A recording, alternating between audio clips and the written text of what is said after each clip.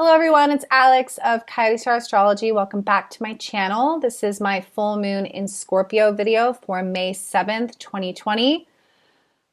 Oh my gosh, and in many ways it feels like we've been in a full moon in Scorpio for the last couple of weeks, particularly this last week.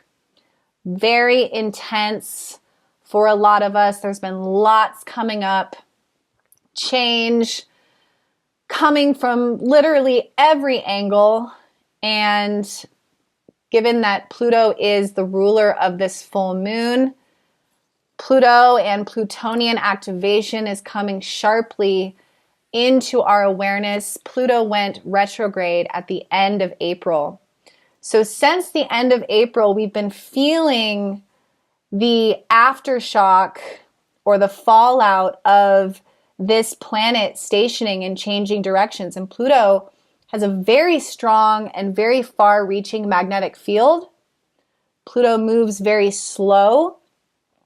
And with Pluto going retrograde, we've been kind of in the umbrella of his influence since he went retrograde. So we've been swimming in this very intense purging energy of this planet since the end of April. And I don't know about you guys, but for me, it has really just felt like everyone's shadow, including my own, has been right up on the surface. Pluto is like cleaning out the sewer pipes. Pluto brings everything that is kept down in the dungeon, down in the darkness, and brings it up to the light to be shed and transformed. Pluto is the Lord of change, the king of transformation. And Pluto deals with our karma and these very deep layers of our psyche.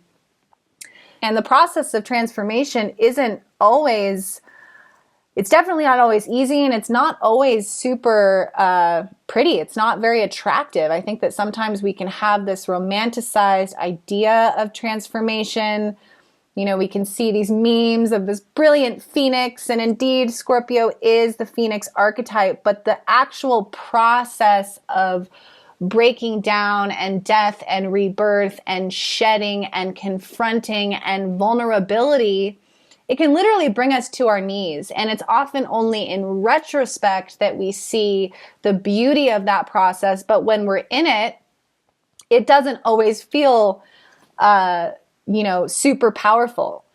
It can make us feel very weak, right? And we're all collectively going through this at the same time. And before we get to our full moon, I do want to look at an aspect that I think is definitely why a lot of people have been struggling over the last week, and that is that we had Saturn squaring Mercury.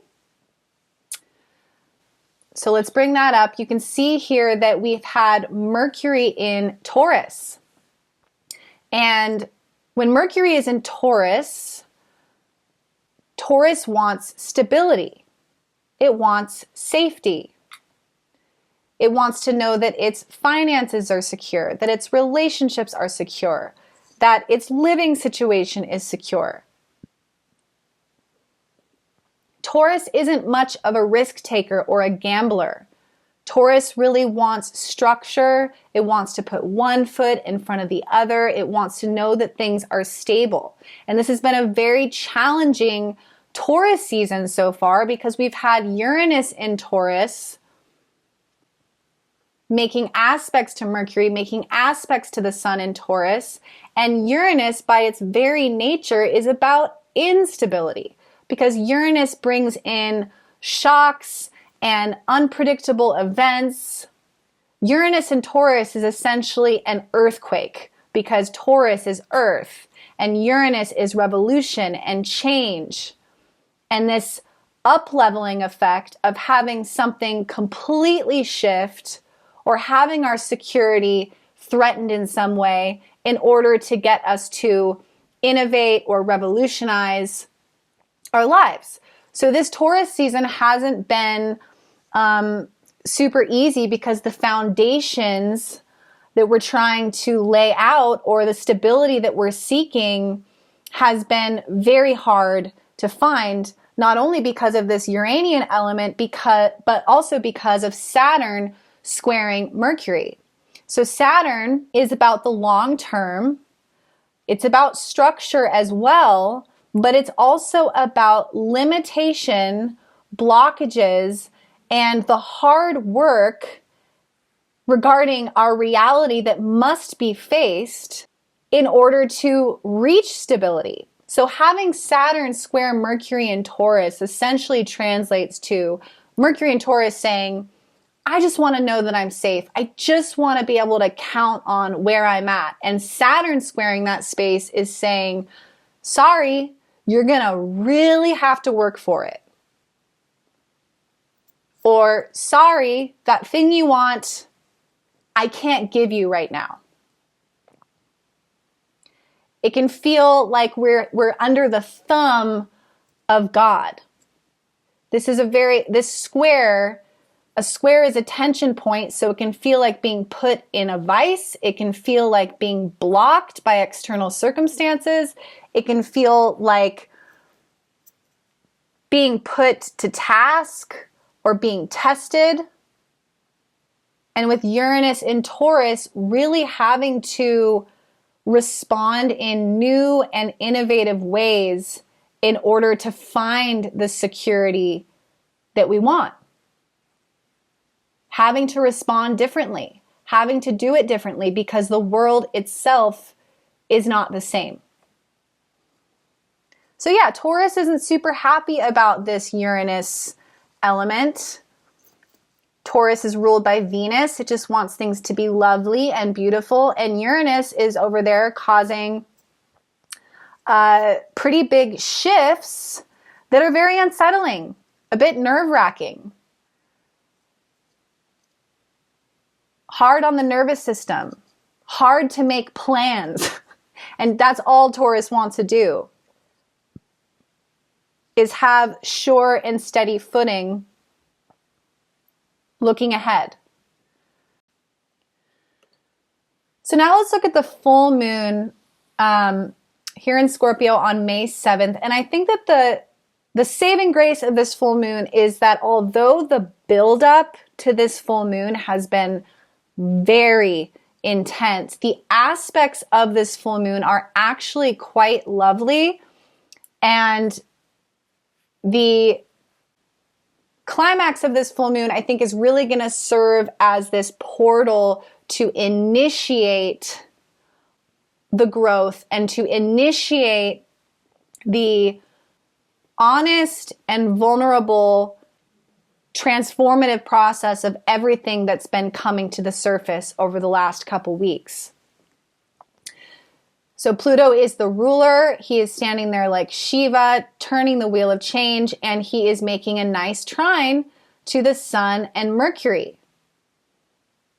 The Sun is our will and our ego and our courage. Mercury is our mind and our communication.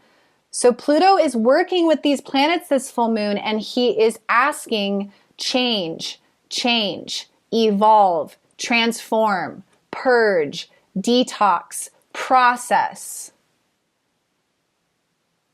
Pluto is also making a sextile to the moon, which represents our internal landscape and everything that is deeply, deeply felt and experienced.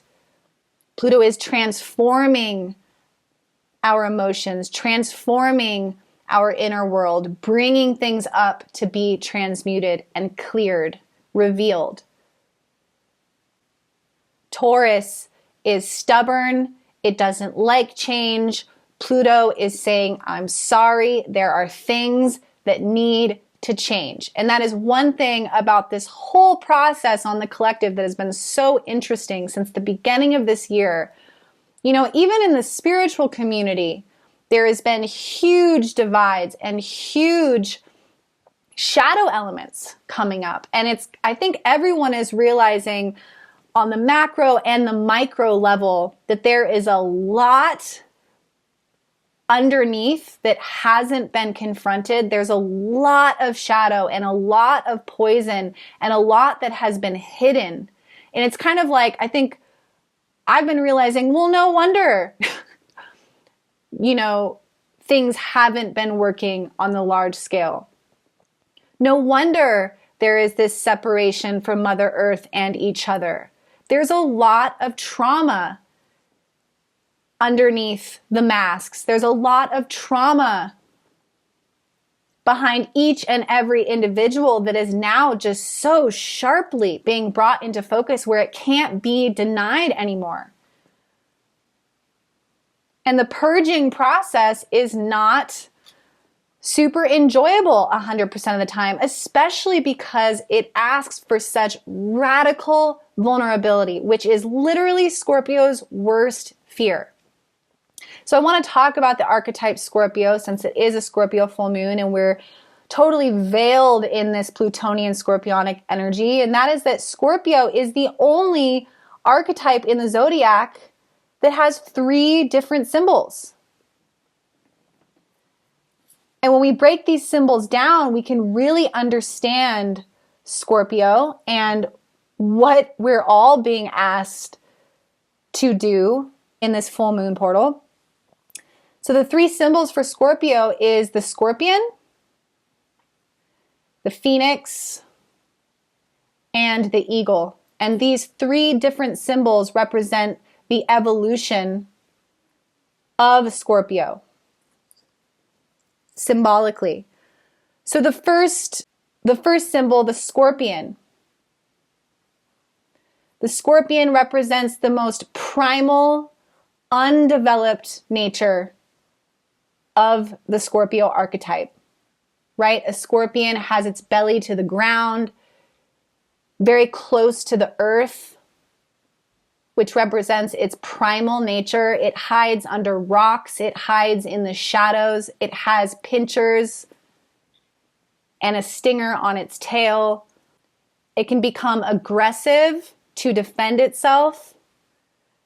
So this is the primal, undeveloped nature of Scorpio. And we have to take a pause and sympathize with Scorpio because Scorpio, the archetype, is here to confront the aspects of life that no one willingly wants to confront. And this is the death and rebirth process. In other words, having something that we love and that we've attached meaning to eventually transform away from us. Having something that we want to be forever end. Scorpio confronts the universal truth that all things change, all things dissolve. So the first stage of Scorpio deals with all of the subconscious fear that we have around change, all of the traumas that we store as a result of change, abandonment, death, and the subsequent psychological behaviors that develop as a result of those fears. We become guarded. We can become manipulative. We can become suspicious, jealous, insecure, envious, resentful, and vindictive. That's why Scorpio is associated with these lower vibrational tendencies in its unevolved state because Scorpio is traumatized. It doesn't want change. It doesn't want the rug pulled out from under its feet. In the second phase of Scorpio, the Phoenix, that's exactly what happens. And Scorpionic individuals confront this many times in their life. Something that they have merged with being ripped from them. And then having to go through the alchemical and transformative process of what can feel like literal death, but then somehow surviving and emerging on the other side, the Phoenix. This is the Phoenix process. And I've known a lot of very Scorpionic people in my life who will, particularly women with very long hair, going through a process of shaving their head. And that's a really good analogy for what Scorpio is here to do. Is having an attachment, in this case, perhaps having long, beautiful hair, and then staring in the mirror and shaving it off, facing the fear.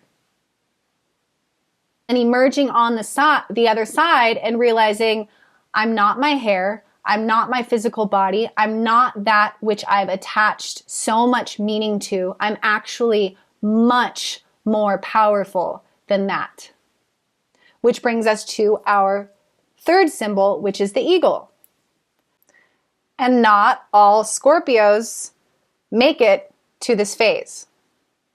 They have the opportunity to become the eagle, but it takes a lot of work, and some never do. Some cycle back and forth between the Scorpion and the Phoenix, and then they go back to the Scorpion and the Phoenix.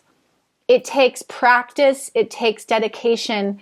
And again, the biggest lesson for Scorpio is learning how to let that guard down and not stay trapped in the lower vibrations of that archetype out of fear, and become the Phoenix and then the eagle, which represents the higher perspective. The eagle can fly above circumstance and have the wisdom, because it's been through this process of change, to get that higher perspective. And this level of Scorpio is where we find the shaman, the alchemist, the mystic, an individual that has been through the death rebirth process enough to where they actually go through it willingly. Doesn't mean it's not still frightening, but they harness the desire to change, to confront the fear, and they can actually find it exhilarating.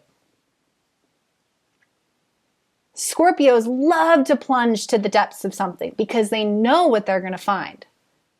And there's wisdom and safety in seeking the shadow, finding it, and taking it out to tea to investigate how to transmute that shadow into light. There's safety in that, and Scorpio knows that because the shadows are always there. Taurus would rather kind of live in a bubble of, it's Venus energy. It would like to live in harmony and peace and kind of pretend that the shadows aren't there. And Scorpio's like, nope, sorry, we got to go there. We've got to look at this. We can't leave this lurking under the surface anymore. So that's the energy of this full moon. It's like, sorry, we can't just pretend that everything's fine. We've got to purge this stuff. We've got to look at it. We've each got to do our part. We've got to have these difficult conversations. We've got to respond differently. And how can we respond like the eagle? How can we transform during this full moon portal and not stay rooted in the Scorpion tendencies? How can we let our guard down and welcome change from within? How can we take responsibility? Because we can't point the finger outside. And I know that a lot of stuff's coming up for people with friends and relationships and ex-partners. And all of these interpersonal relationships are being stirred up because Venus is about to go retrograde. She's slowing down. She's going to go retrograde on the 12th. And Venus rules our relationships in the past. I said this in another video, but make sure to look at May, June of 2012, because there's a lot of patterns resurfacing from that time. And we can't just point the finger outside at other people for bringing these lessons to us. Because we have karmically magnetized every single situation that's going on to aid in our own personal transformation. So there's a lot of healing potential for this full moon because more than ever are we going to be face to face with how we really feel and what we cannot ignore anymore. As a collective and individually. And again, the aspects of this full moon are incredible. We've got Neptune sextiling the sun and Mercury exact. Neptune is that higher truth and compassion. It's unconditional love. Neptune in its highest expression is unconditional love. Allowing us to transmute those lower frequencies of resentment or anger or jealousy, manipulation, lies, secrets, fear, trauma, and looking at the ways we allow those things to project onto our current situation, keeping us trapped in old cycles and old stories.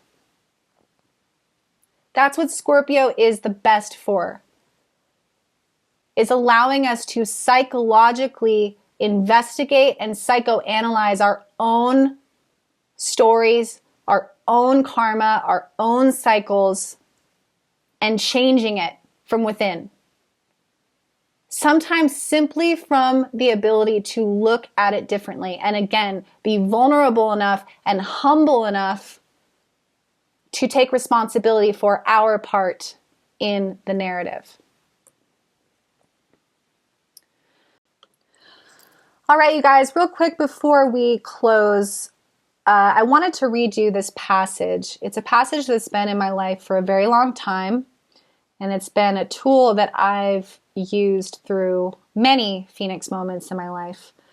And it's called Becoming the Phoenix. It's an excerpt from the Egyptian Book of the Dead. Very powerful piece of literature. So I'm going to put it up on the screen. It's just a couple paragraphs, and you guys can follow along while I read it.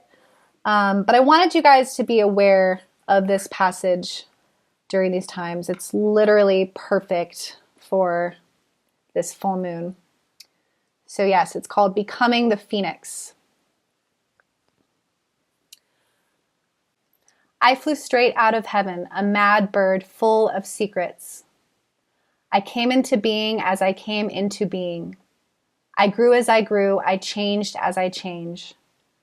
My mind is fire, my soul fire. The cobra wakes and spits fire in my eyes. I rise through ochre smoke into black air enclosed in a shower of stars. I am what I have made. I am the seed of every god, beautiful as evening, hard as light. I am the last 4 days of yesterday, 4 screams from the edges of earth, beauty, terror, truth, madness, the phoenix on his pyre. In a willow I made my nest of flowers and snakes, sandalwood and myrrh. I am waiting for eternity. I am waiting for 400 years to pass before I dance on flame, turn this desert to ash, before I rise waking from gold and purple dreams into the season of God. I will live forever in the fire spun from my own wings. I'll suffer burns that burn to heal. I destroy and create myself like the sun that rises burning from the east and dies burning in the west. To know the fire, I become the fire. I am power. I am light. I am forever. On earth and in heaven I am. This is my body, my work. This is my deliverance. The heat of transformation is unbearable, yet change is necessary. It burns up the useless, the diseased. Time is a cool liquid. It flows away like a river. We shall see no end of it. Generation after generation, I create myself. It is never easy. Long nights I waited, lost in myself, considering the stars. I wage a battle against darkness, against my own ignorance, my resistance to change, my sentimental love for my own folly. Perfection is a difficult task. I lose and find my way over again. One task done gives rise to others. There is no end to the work left to do. That is a harsh eternity. There is no end to becoming. I live forever striving for perfection. I praise the moment I die in fire, for the veils of illusion burn with me. I see how hard we strive for truth, and once attained, how easily we forget it. I hold that fire as long as I can. My nose fills with the smell of seared flesh, the acrid smoke of death, so that years from now I might look on that scar and remember how it was to hold the light, how it was to die and come again radiant as light, walking on sand. I change and change again, generation after generation. I find anguish, then peace. I am satisfied with my birth and the fate to which it led me. I do not regret the discomforts and terrors of my mortality any more than I regret the company of angels. I have entered fire. I become invisible, yet I breathe in the flow of sun, in the eyes of children, in the light that animates the white cliffs at dawn. I am the God in the world, in everything, even in darkness. If you have not seen me there, you have not looked. I am the fire that burns you, that burns in you. To live is to die 1,000 deaths, but there is only one fire, one eternity. Wow, yeah, so that one gets me every time. I get chills every time I read that. I used to have it on my altar. I really love it. And like I said, it's perfect for these times. It's perfect for embracing the dance of transformation. And it also speaks to the discomfort of that process and really learning how to dance and flow and surrender to the process of shedding and healing, and the humility and the dedication that it speaks to about having gratitude through that process, because that process is part of the gift of life. Yeah, so I hope you guys enjoyed that. I want to just lastly link you guys to my Instagram. If you don't follow me on Instagram, I do put out written forecasts bi-monthly, and I do a lot of astrology in my Instagram stories.